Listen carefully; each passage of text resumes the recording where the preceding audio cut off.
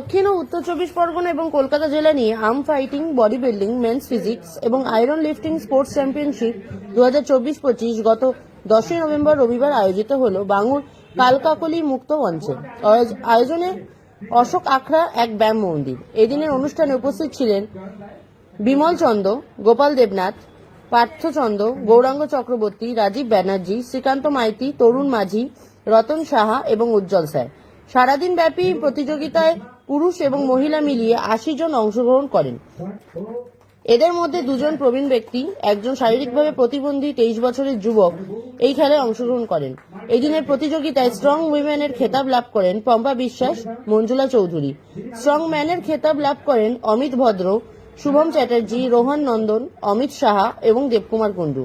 সংস্থার কর্ণধার অশোক রাজের সাথে অনুষ্ঠানটি সফল করতে অফিসিয়াল হিসাবে হাজির ছিলেন কিশোর দাস, শ্রীমতী মহেশ্বরী, আমিষা রাজ, আয়েশা রাজ, অমর রাজ। প্রতিযোগিতাদের সাথে উপস্থিত অতিথিগণ অশোক রাজ এবং তার সংস্থার অশোক রাজ এক ব্যায়াম মন্দিরের উদ্যোগের জন্য ভূয়সী প্রশংসা করেন।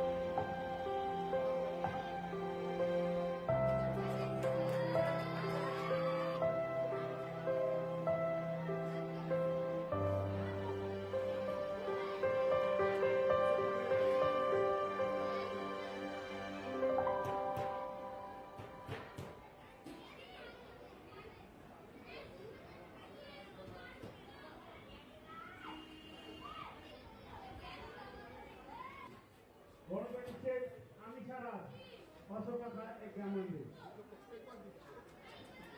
আচ্ছা ये बनू जिसका बाने टॉपिक हमारा तो है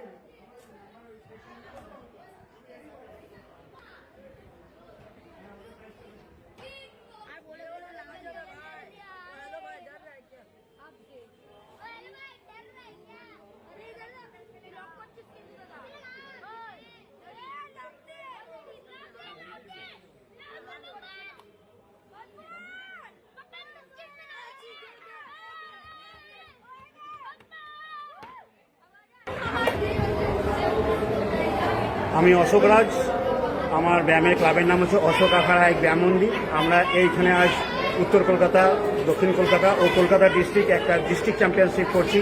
বডি বিল্ডিং, আর্ম রেসলিং আর ডেনিম ফিজিক, মেন ফিজিক সব ধরনের খেলাকেই আজকে এখানে একটা চ্যাম্পিয়নশিপ অ্যারেঞ্জ করা হয়েছে। এখানে যাতে ছেলেরা এই প্ল্যাটফর্মে খেলে, যাতে এরপরে যাতে ওরা রাজ্য স্তরে ও তারপরে আরও মানে জাতীয় স্তরে, এরপরে যাতে আন্তর্জাতিক স্তরে যেতে পারে। আমাদের ফেডারেশনটা অনেক বড়। আমরা এখানে ওয়ার্ল্ড ন্যাচারাল অ্যাথলিট ফেডারেশনের সাথে আমরা জড়িত।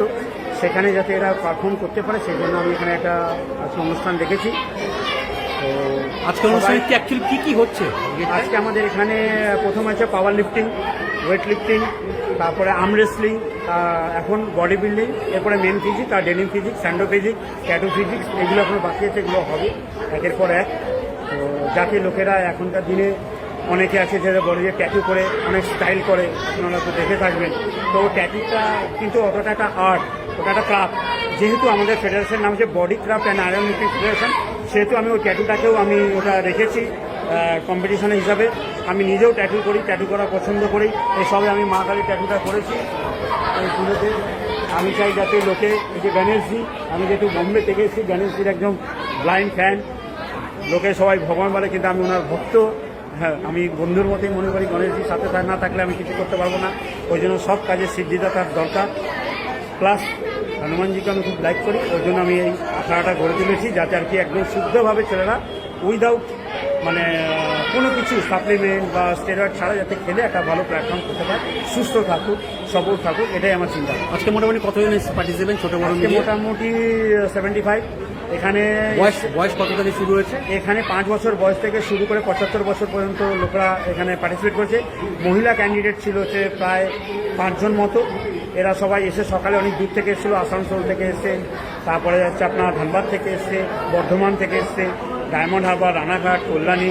এখানে একজন ফিজিক্যাল ডিসেবল এসেছিল, সেও হচ্ছে অনেক দূর থেকে এসছে। তো কাজেই সবাই এসছে অনেক দূর দূর থেকে। আজকে একটু পুজোর দিন, জগদ্ধাত্রী পুজোর দিন, অনেকে আসতে পারেনি, তাও মোটামুটি 75 জন আমাদের এখানে আজকে ক্যান্ডিডেট চলেছে।